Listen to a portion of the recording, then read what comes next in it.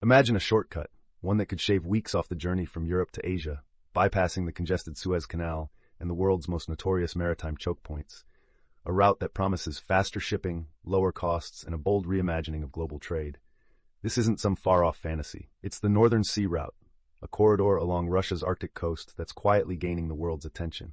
But beneath the ice and ambition lies a web of geopolitical tension, environmental risk, and uncertainty that could turn this supposed miracle of trade into a nightmare for the global economy. In the past year, Russia has ramped up its efforts to promote the Northern Sea Route, or NSR, as a new backbone for international shipping. With climate change melting Arctic ice at unprecedented rates, the NSR is more navigable than ever before. Russian officials tout it as a vital alternative to the Suez Canal, especially after the infamous 2021 blockage that sent shockwaves through global supply chains. Major players in shipping and logistics are eyeing the Arctic with both excitement and suspicion, wondering if this icy corridor could really be the next big thing in world trade.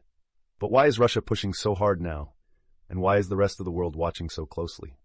To answer that, we need to understand both the promise and the peril of this emerging trade route, one that could reshape not just shipping, but the entire balance of economic power. The stakes are enormous, and so are the risks. Let's start with the basics. The Northern Sea Route stretches for nearly 600 kilometers along Russia's northern coastline, connecting the Atlantic and Pacific Oceans. For centuries, this inhospitable expanse of frozen water was little more than a daring dream for explorers and traders.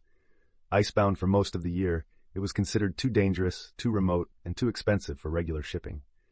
But the world is changing. As Arctic ice retreats, what was once impassable is now open for business, at least for a few months each summer.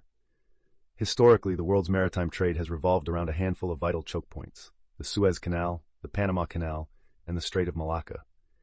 These routes are the arteries of global commerce, but they're also vulnerable. Political instability, accidents, or piracy can bring shipping to a standstill in an instant. The 2021 Suez Canal blockage was a wake-up call, exposing just how fragile these lifelines can be. Suddenly, alternative routes like the NSR started to look a lot more appealing. Russia has been preparing for this moment for years. Since the early 2000s, Moscow has invested billions in Arctic infrastructure, building new ports, icebreaker fleets, and navigation systems. The government's goal is clear: to make the NSR a reliable and attractive option for international shipping, capable of handling not just Russian exports like oil and gas, but also container traffic between Asia and Europe. By 2030, Russia wants to move more than 80 million tons of cargo through the NSR annually, a tenfold increase from just a decade ago. The logic is compelling. The Northern Sea Route can cut the distance between Rotterdam and Yokohama by up to 40% compared to the Suez Canal. That means shorter voyages, lower fuel costs, and fewer emissions. For shipping companies, those savings could be transformative. At a time when the industry is under pressure to decarbonize, a shorter Arctic route could be a game changer. But there's more to it than just economics.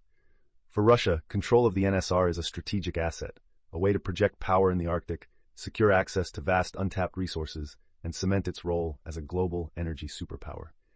The Kremlin has made no secret of its ambitions, framing the development of the NSR as part of a broader vision for a Russian Arctic century. In other words, this isn't just about shipping, it's about geopolitics. So what's stopping the Northern Sea Route from becoming the new Suez Canal? The answer is complicated and risky. First, there are the environmental challenges. While melting ice has opened up the Arctic, the region remains unpredictable and dangerous. Even in summer, conditions can change rapidly. Fog, ice flows, and storms pose serious risks to ships and crews. Search and rescue capabilities are limited, and most of the route runs through areas with little infrastructure or support. The cost of an accident, an oil spill, a collision, a ship stranded in the ice, could be catastrophic, not just for the companies involved, but for the fragile Arctic ecosystem. Then there's the issue of climate change itself. Ironically, the very phenomenon that makes the NSR possible is also making it unpredictable. Shifting ice patterns, melting permafrost, and extreme weather events are complicating navigation. Insurance companies are wary, and shipping firms are cautious. In recent years, some seasons have seen less ice than expected, while others have been tougher than ever. The Arctic is still, in many ways, a frontier. On top of the environmental concerns, there are major political and legal obstacles. Unlike the Suez Canal or the Panama Canal, which are governed by international treaties, the Northern Sea Route runs almost entirely through waters claimed by Russia. Moscow insists that foreign ships must comply with its regulations, pay fees, and, critically, accept Russian pilotage and icebreaker escort services. You're watching Today in Context, where we go beyond the headlines to explain the forces shaping the world around us. If this kind of analysis helps you make sense of the bigger picture, like the video and subscribe for more. This has sparked tension with other countries, especially those who see the Arctic as part of the global commons. The United States, the European Union, and China have all expressed concerns about Russia's control over the NSR.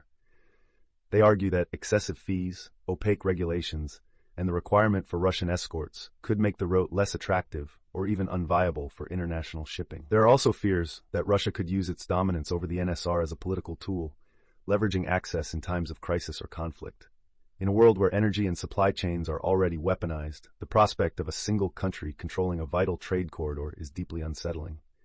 At the same time, the NSR's success depends on factors outside Russia's control. Global demand for Arctic shipping is still limited, partly because the window for safe navigation is short, usually just 2 to 4 months a year. The route is best suited for bulk cargoes like oil, gas, and minerals, which are less sensitive to delays than containerized goods. For now, only a handful of international shipping companies have experimented with regular transits, and most remain cautious. There's also the question of infrastructure. While Russia has invested heavily in ports and icebreakers, much of the route remains underdeveloped compared to established shipping lanes. Communications can be patchy, search and rescue assets are thinly stretched, and environmental monitoring is limited. As traffic grows, so too does the risk of accidents and bottlenecks, a problem that could undermine the very efficiency gains the NSR promises. To complicate matters further, the Arctic is becoming a theater of international rivalry. As ice retreats, new resources, oil, gas, minerals, and even fisheries are coming within reach. Countries from China to Norway are positioning themselves for a share of the Arctic's riches.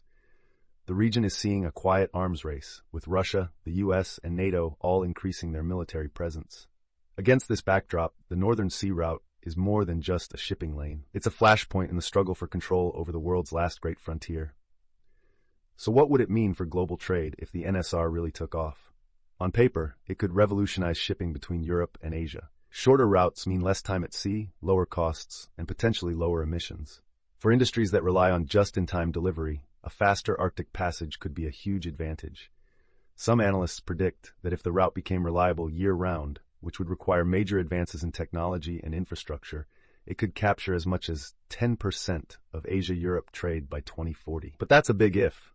For now, the risks may outweigh the rewards. Environmental groups warn that increased shipping could devastate Arctic ecosystems, disturbing wildlife and increasing the risk of oil spills in a region with little capacity for cleanup. Indigenous communities fear the impact on their traditional ways of life. And while climate change is making the route more accessible, it's also making it more volatile and less predictable. From a geopolitical standpoint, the NSR raises uncomfortable questions about who controls the world's trade arteries.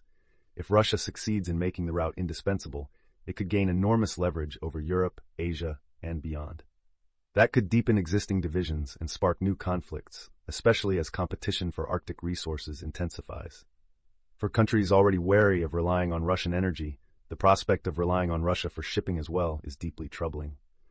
There's also the risk of regulatory fragmentation. If each Arctic nation sets its own rules for shipping, the result could be a patchwork of regulations that confuses shippers and raises costs.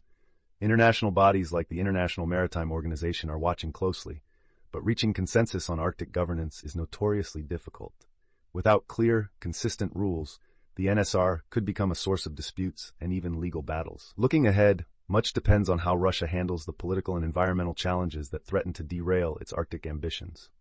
Will Moscow be willing to compromise on fees and regulations to attract more international traffic? Can it build the infrastructure and trust needed to reassure global shipping companies? And will the international community find common ground on the rules of the Arctic Road, or will the region become a new arena for rivalry and confrontation? Investors, policymakers, and shipping firms are watching closely.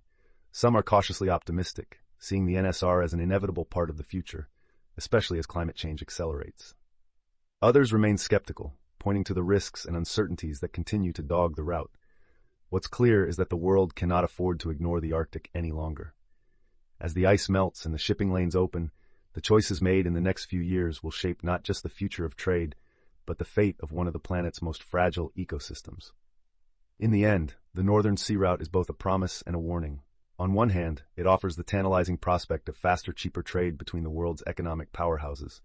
On the other, It exposes the global economy to new risks, environmental, political, and strategic. Whether the NSR becomes a lifeline for global commerce or a source of instability may depend less on technology and more on diplomacy, cooperation, and respect for the Arctic's unique challenges.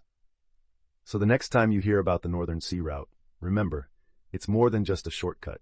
It's a test of how the world will navigate the complex intersection of opportunity and risk in an era defined by change. Will we seize the benefits or fall victim to the pitfalls?